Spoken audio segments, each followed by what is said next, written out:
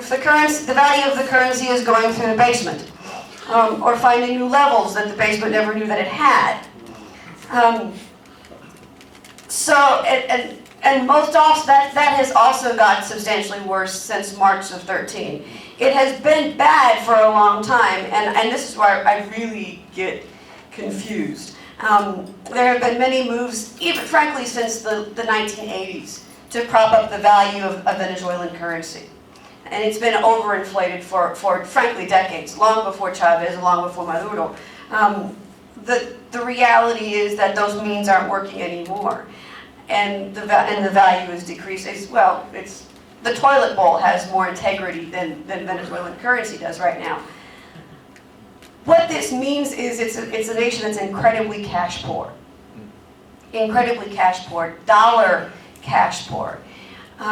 There is an incredible black market in U.S. dollars, and anybody who can get their hands on U.S. dollars will pay a rather astronomical price for them, frankly. For me, whenever I go, I don't even bother with, and we don't bother with any traditional exchange sorts of things.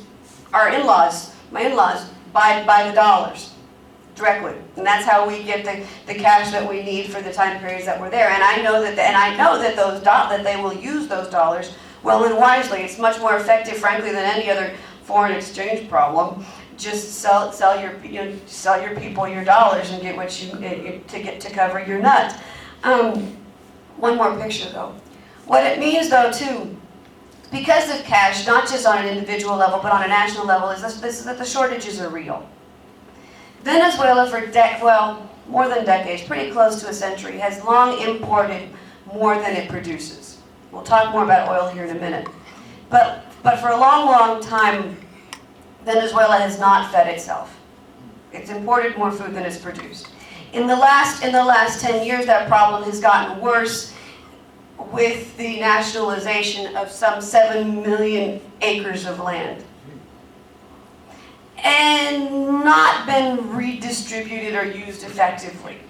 So a problem that was already well established long before Chavez took office just became that much worse, right? And so now when you're cash poor and you're dependent on imports for food, now you don't have the cash that you need, the dollars that you need to be able to engage in the international buying practices to support even the basis of an economy, which means you do end up with lines for things as basic as toilet paper. Or I need a pan, or rice.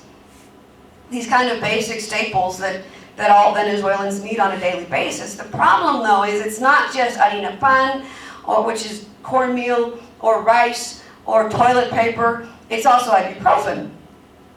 And not just ibuprofen, but now the problem is getting bigger into larger pharmaceuticals. The heart meds that my mother-in-law takes every day are becoming difficult to get because most pharmaceuticals are produced outside, not inside.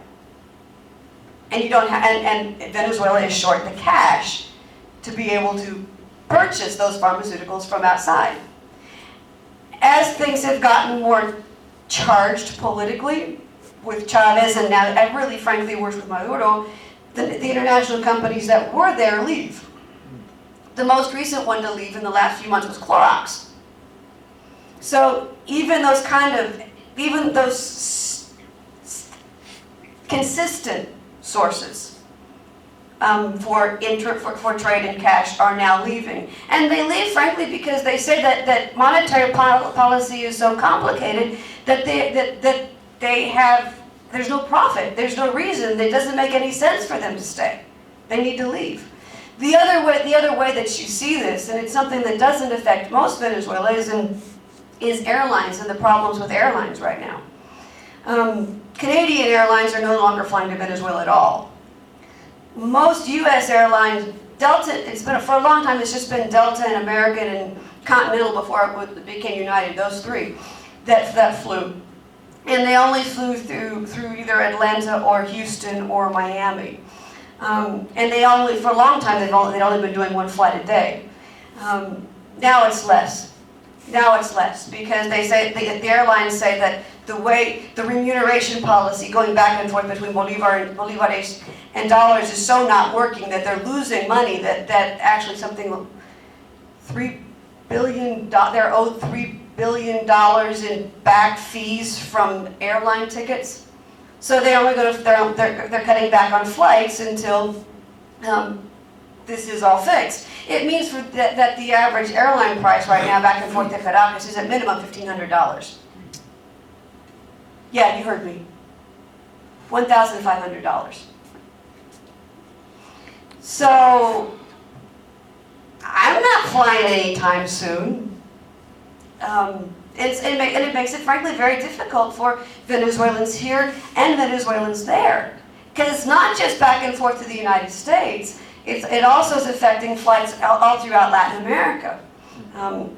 Venezuela is increasingly becoming stranded globally. And thinking about it in terms of monetary problems and flights is kind of a symbol or a way of seeing it stranded like that. And then there's oil.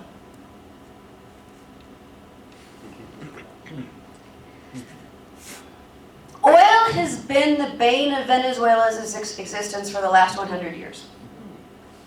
Right? It has been the bane of Venezuela's existence for the last 100 years. That's Mene Grande, the first well struck 100 years ago this year. I mean, there was tar stuff bubbling up before that, but Mene Grande was the first. It was the first big one. The really big one, Barroso number 2. Hit the next screen. This is a description of Barroso number 2 going off. Drillers heard a noise that sounded like the passage of 1,000 freight trains. As the well exploded 200 feet into the sky, workers dove for cover to avoid rocks and falling debris. Homes 3 kilometers away were spattered with oil.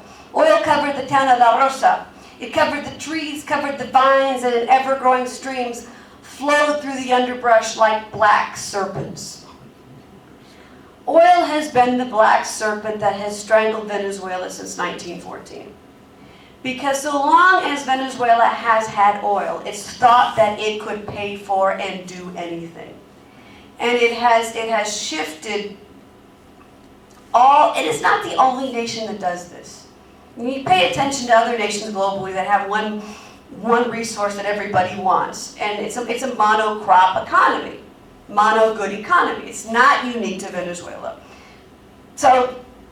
But the idea has been since the early 1920s that all Venezuela has to do is sow the oil. Like you sow a field, you sow the oil. And the oil will produce this harvest that will feed the nation. And that's that mentality that has frankly warped Venezuelan economic development for the last 100 years. So why worry about developing substantially your own agricultural system to feed all Venezuelans when it's cheaper to buy it imported with Venezuelan oil? Why worry about developing your own pharmaceutical industry when it's cheaper to buy it imported with Venezuelan oil? Why worry about, and then you can just insert whatever it is. The oil has always been the collateral, has always been the leverage, has always been the cash, right? And frankly, and the establishment of OPEC in 1959 was a shift in this trajectory that allowed all OPEC nations, not just Venezuela, which was a founding member of OPEC, to direct access the money from oil more directly. It had been going to the companies and not to Venezuela at all. And then nationalization in 1976 and the establishment of the Venezuelan oil company, PDVSA, took that one step further.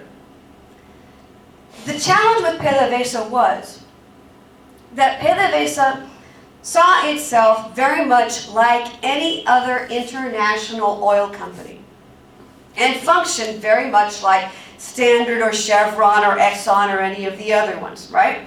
Paid salaries on the equivalent of, to Venezuelan employees, on the equivalent of anything paid by any of those companies. Invested, what was really good about, frankly, PDVSA, it invested a lot in education and engineering and technology. Was very good at figuring out how to access really heavy Venezuelan crude. And Venezuelan crude is very difficult to access. It was very good at the innovation and technology piece of it. But because, and also has, and Citgo, if you see Citgo, Citgo is the Venezuelan refining industry based in the United States. So it functioned very much like any other North Atlantic multinational. The problem became, in the Chavez years, that most of what was supposed to be the nation's income was going to the company from the political perspective and not back into the nation. And so what Chavez did after the national strikes, the general strikes in 2003 and 2004, was harness that oil revenue much more directly under state control and use for state purposes. So in the latter part, between about 2004 and 2010, paying for Bolivarian universities, for example, right? That's straight out of PDVSA coffers. All of the infrastructure, socialist sorts of development in terms of education, in terms of healthcare, and healthcare for a while wasn't bad. It was all paid for, subsidized straight out of PDVSA, which frankly really isn't that different than the way that Venezuela had perceived sowing the oil for the last 100 years. It's just the same, a new chapter to the same book, right? The problem was when PDVSA was doing this at the behest of the state. It was not investing in the same way in R&D, in research and development, in the technology and the engineering and the education piece that had made PDVSA functional within the context of Venezuelan crude. So what's happened since 2003, 2004 is a consistent drop in the production of Venezuelan oil. That's only going to get worse because of the R&D problem, because the stuff that's available now is even heavier than it was before. And frankly, too, when you think, well, how much did we all pay for gas the last time, right? In the last 10 years, the whole conversation about oil has changed. Many of us are using less, and also, too, the United States is producing more. So even if PDVSA Venezuela could figure out how to solve its production problems, the global landscape around oil production and use has changed dramatically. So it really, in this regard, it doesn't make any difference who's president right now in Venezuela, Chavez or Maduro or quien sea después.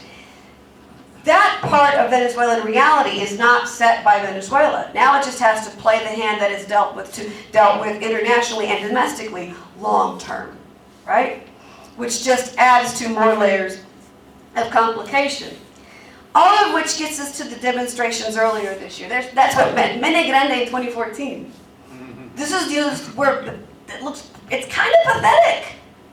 And that back to images as symbols, it works.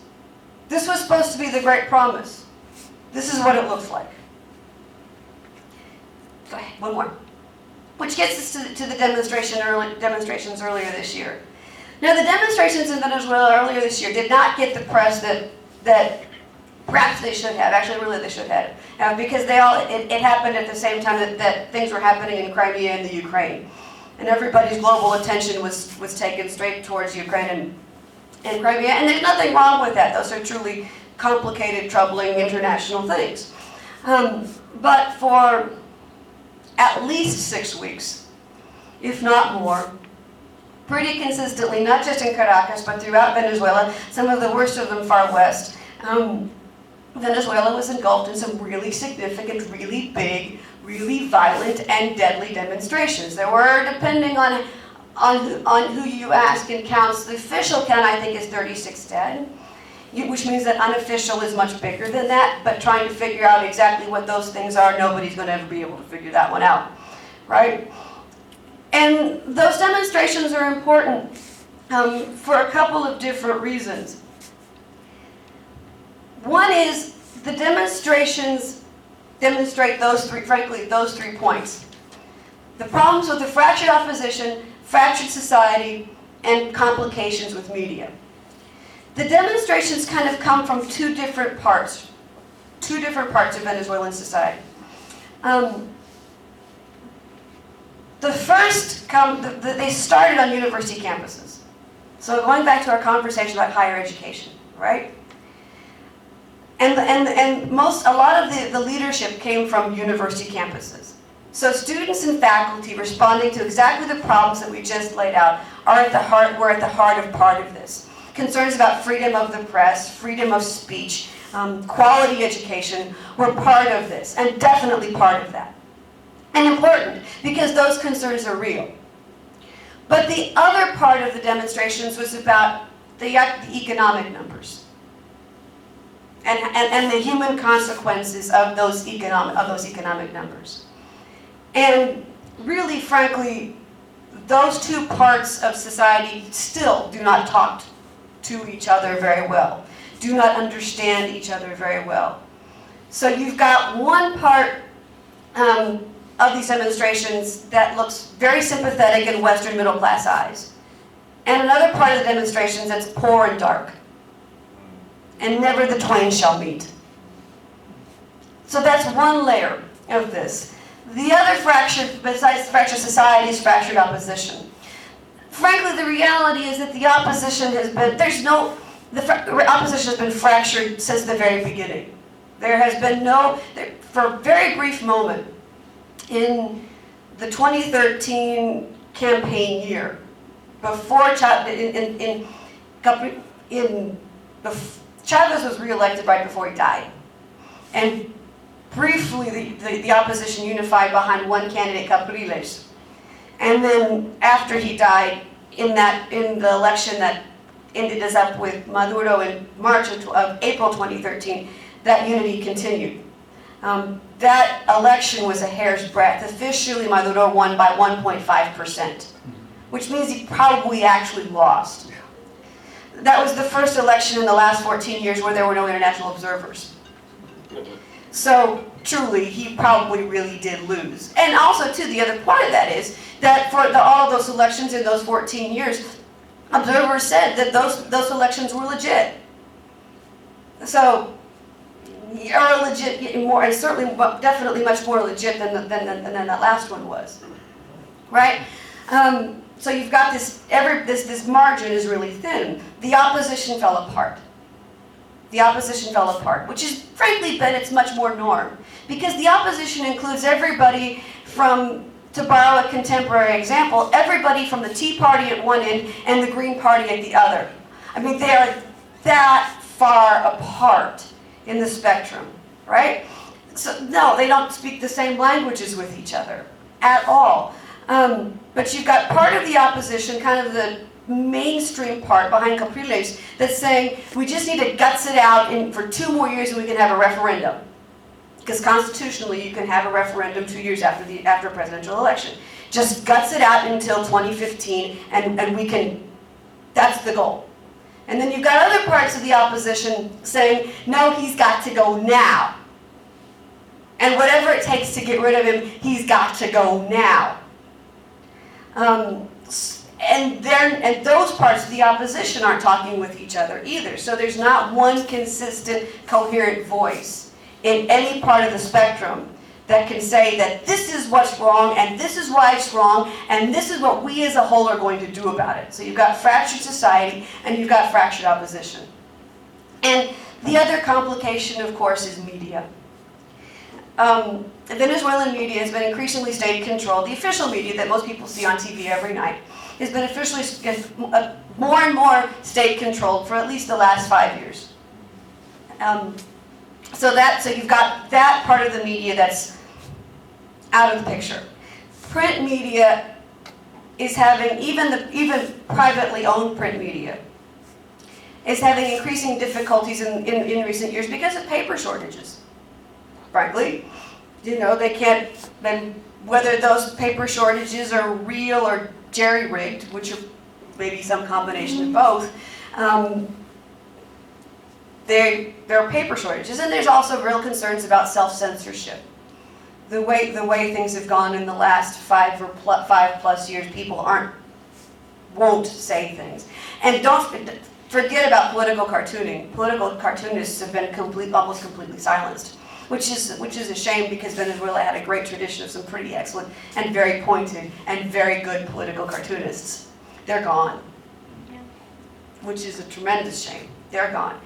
So what you've got left is cable media, and a lot of people, and cable, and there are Venezuelans use cable like we do, and there are outlets that still publish through cable, but that means that by definition you're limiting yourself to an upper echelon of the population, because most people don't have access and aren't going to can't pay for cable, right? And so beyond cable, then you've got social media. And there's no doubt that social media was really important in the demonstration process. Twitter and Facebook, but Twitter and Instagram, everybody was using them to put all kinds of information out about this is happening here, and this is happening here, here's this video, here's this picture, here's this image, and all that stuff. And there's the other conversation about the role of social media in, for example, Arab Spring, right? There's similar conversations, and important conversations. But you have to be careful with social media also. Photoshop, right? It's very easy for anybody at any personal computer to manipulate any image that they want to based on what they want somebody else to see. And so there are real concerns about that when you kind of take a step back and wonder about the validity of some of the stuff that was put out there. Not arguing intent, well-intentioned people that want to make change, but as a historian, this is a biased source, right? I have to worry about that. And the other thing too is, I still like old school stuff, when you have to think before you write it, when you think before you publish it. That critical thought process about putting something in its context and its perspective so that there is a reasoned, rational, complicated, but a bigger picture there. When you're dealing with social media, it's based on emotion, right? And you don't go through that long-term thought process. I have the same conversation with my students. And so that is challenging. And also, too, social media, again, not everybody has access to it. Now, Venezuelans are very good at cell phones. Venezuelans, frankly, got better at cell phones than North Americans did. People were using cell phones in Venezuela by the mid-90s because it was easier and cheaper to use a cell phone than landlines, which were crap. But just because you've got a cell phone doesn't mean that you've got a smartphone, right? And then access to, and so there's a class differentiation when it comes to social media. So, can I make a comment? Sure. I read The Economist pretty faithfully. Mm-hmm. The recent issue indicated that if the per barrel price of oil had been at $135